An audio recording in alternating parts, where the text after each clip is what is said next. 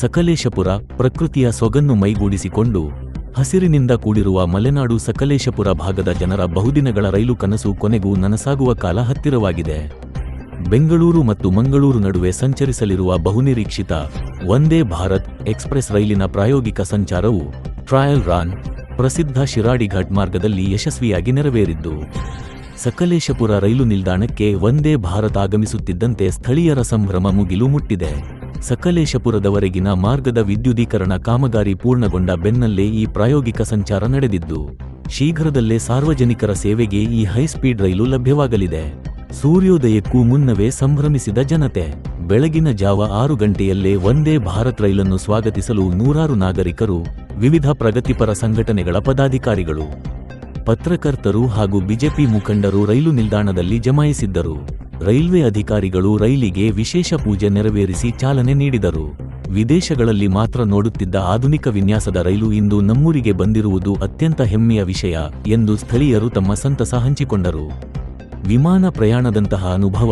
1080 ಆಸನಗಳು, ಒಟ್ಟು 20 ಬೋಗಿಗಳನ್ನು ಹೊಂದಿರುವ ಈ ವಂದೇ ಭಾರತ್ ರೈಲಿನಲ್ಲಿ ಒಂದೇ ಬಾರಿಗೆ 1080 ಪ್ರಯಾಣಿಕರು ಪ್ರಯಾಣಿಸಬಹುದಾಗಿದೆ.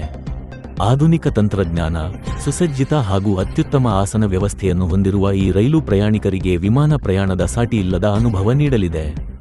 ಘಾಟಿ ಪ್ರದೇಶದಲ್ಲಿ ಬೆಂಗಳೂರು ಮತ್ತು ಮಂಗಳೂರು ನಡುವಿನ ಪ್ರಯಾಣದ ಅವಧಿಯನ್ನು ತಗ್ಗಿಸಿ ವೇಗದ ಹಾಗೂ ಆರಾಮದಾಯಕ ಸಂಪರ್ಕ ಕಲ್ಪಿಸಲು ಇದು ಸಹಕಾರಿಯಾಗಲಿದೆ. ಸಕಲೇಶಪುರದ ಜನರಿಗೆ ಇದು ನಿಜಕ್ಕೂ ಸುದಿನ. ರೈಲ್ವೆ ರಾಜ್ಯ ಸಚಿವ ವಿ ಸೋಮಣ್ಣ ಅವರನ್ನು ಭೇಟಿ ಮಾಡಿ ಮನವಿ ಸಲ್ಲಿಸಲಾಗಿತ್ತು. ಇದಕ್ಕೆ ಸ್ಪಂದಿಸಿ ಶೀಘ್ರ ಕ್ರಮ ಕೈಗೊಂಡಿದ್ದಕ್ಕೆ ಧನ್ಯವಾದಗಳು.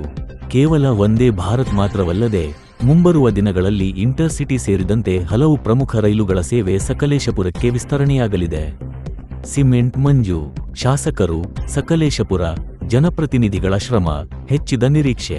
ಸಕಲೇಶಪುರ ಭಾಗಕ್ಕೆ ವಂದೇ ಭಾರತ್ ರೈಲು ಮಂಜೂರು ಮಾಡುವಂತೆ ಶಾಸಕ ಸಿಮೆಂಟ್ ಮಂಜು ಹಾಗೂ ಸಂಸದ ಶ್ರೇಯಸ್ ಪಟೇಲ್ ಅವರು ರೈಲ್ವೆ ರಾಜ್ಯ ಸಚಿವ ವಿ ಸೋಮಣ್ಣ ಅವರನ್ನು ಭೇಟಿ ಮಾಡಿ ನಿರಂತರವಾಗಿ ಒತ್ತಾಯಿಸಿದ್ದರು.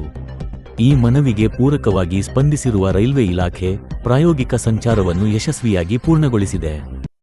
ಇವತ್ತು ಸಕಲೇಶಪುರದ ನಾಗರಿಕರಿಗೆ ಒಂದು ರೀತಿ ಸುದಿನ ಅಂತ ಹೇಳಿದ್ರು ಕೂಡ ತಪ್ಪಾಗಲಾರದು. ಯಾಕೆ ಅಂತ ಹೇಳಿದರೆ, ಬಹುದಿನಗಳ ಕನಸು. ನಾನು ಕೂಡ ಶಾಸಕನಾದ ಮೇಲೆ ಕೇಂದ್ರದ ರಾಜ್ಯ ರೈಲ್ವೆ ಸಚಿವರಾಗಿರ್ತಕ್ಕಂಥ ವಿ ಸೋಮಣ್ಣ ಅವರನ್ನ ಭೇಟಿಯಾದಂಥ ಸಂದರ್ಭದಲ್ಲಿ ಬೆಂಗಳೂರು ಮಂಗಳೂರು ಒಂದೇ ಭಾರತ್ ರೈಲು ಈ ಭಾಗದ ಜನತೆಗೆ ಅವಶ್ಯಕತೆ ಇದೆ, ಇಂಟರ್ಸಿಟಿ ಕೂಡ ಅವಶ್ಯಕತೆ ಇದೆ. ಸೊ ದಯವಿಟ್ಟು ಈ ಒಂದು ಅವಕಾಶವನ್ನು ನಮ್ಮ ಜನತೆಗೆ ಮಾಡಿಕೊಡ್ಬೇಕು ಅಂತಕ್ಕಂಥ ಮನವಿಯನ್ನು ಮಾಡಿದ್ದು. ಈ ದೇಶದ ಹೆಮ್ಮೆಯ ಪ್ರಧಾನಮಂತ್ರಿಗಳಾದಂಥ ನರೇಂದ್ರ ಮೋದಿ ಅವರ ಕನಸು ಸ್ವಾವಲಂಬಿ ಭಾರತವನ್ನು ನಿರ್ಮಾಣ ಮಾಡಬೇಕು.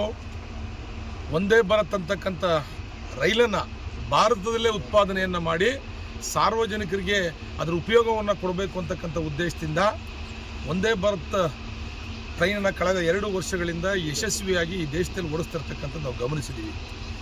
ಇವತ್ತು ಒಂದೇ ಭಾರತ್ ಟ್ರೈನು ಸಕಲೇಶಪುರಕ್ಕೆ ಟ್ರಯಲ್ ರನ್ಗೋಸ್ಕರ ಇವತ್ತು ಅಪ್ ಟು ಸುಬ್ರಹ್ಮಣ್ಯ ತನಕ ಬಂದಿದೆ. ಎಲೆಕ್ಟ್ರಿಷಿಯನ್ ವರ್ಕ್ ಕೂಡ ಕಂಪ್ಲೀಟ್ ಆಗಿದೆ. ಇನ್ನು ಕೆಲವೇ ದಿನಗಳಲ್ಲಿ ಸಾರ್ವಜನಿಕರಿಗೆ ಈ ಟ್ರೈನ್ ಮುಕ್ತ ಆಗುತ್ತೆ. ಈ ಸಂದರ್ಭದಲ್ಲಿ ನಾನು ಈ ದೇಶದ ಹೆಮ್ಮೆಯ ಪ್ರಧಾನಮಂತ್ರಿಗಳಂತ ನರೇಂದ್ರ ಮೋದಿ ಅವರು ಇರ್ಬೋದು, ಅಥವಾ ನಮ್ಮ ರೈಲ್ವೆ ಸಚಿವರಾದಂಥ ಅಶ್ವಿನಿ ವೈಷ್ಣವ್ ಅವರು ಇರ್ಬೋದು, ಅದೇ ರಾಜ್ಯದ ರೈಲ್ವೆ ಸಚಿವರಾಗಿರ್ತಕ್ಕಂಥ ನಮ್ಮ ವಿ ಸೋಮಣ್ಣ ಅವರಿಗೆ ಅಭಿನಂದನೆ ಈ ಸಂದರ್ಭದಲ್ಲಿ ಸಲ್ಲಿಸಲಿಕ್ಕೆ ಇಷ್ಟಪಡ್ತೀನಿ. ಯಾಕೆಂತ ಹೇಳಿದರೆ, ನಾವೆಲ್ಲೋ ವಿದೇಶದಲ್ಲಿ ಹೋದಂಥ ಸಂದರ್ಭದಲ್ಲಿ ಇಂಥ ಒಂದು ರೈಲ್ಗಳನ್ನ ನೋಡಲಿಕ್ಕೆ ನಮ್ಗೆ ಅವಕಾಶ ಸಿಗ್ತಾಯಿತ್ತು. ಇವತ್ತಿನ ಸಂದರ್ಭದಲ್ಲಿ ನಮ್ಮೂರಲ್ಲೂ ಕೂಡ ಇಂಥ ಒಂದು ರೈಲನ್ನು ನೋಡ್ಬೋದು ಅಂತೇಳಿದರೆ ನಮಗಿಂತ ದೊಡ್ಡ ಪುಣ್ಯವಂತರಿಲ್ಲ ಅಂಥೇಳಿ ನಾನಾದರೂ ಕೂಡ ಈ ಸಂದರ್ಭದಲ್ಲಿ ಭಾವಿಸ್ತೀನಿ. ನಮ್ಮೆಲ್ಲರ ಉದ್ದೇಶ ಒಂದೇ. ಏನು ನರೇಂದ್ರ ಮೋದಿಯವರ ಕನಸಾದ ವಿಕಸಿತ ಭಾರತ ಇದೆ, ಅದನ್ನು ಇವತ್ತು ನಾವು ಕಣ್ಮುಂದೆ ನೋಡಲಿಕ್ಕೆ ಸಾಧ್ಯವಾಗ್ತದೆ.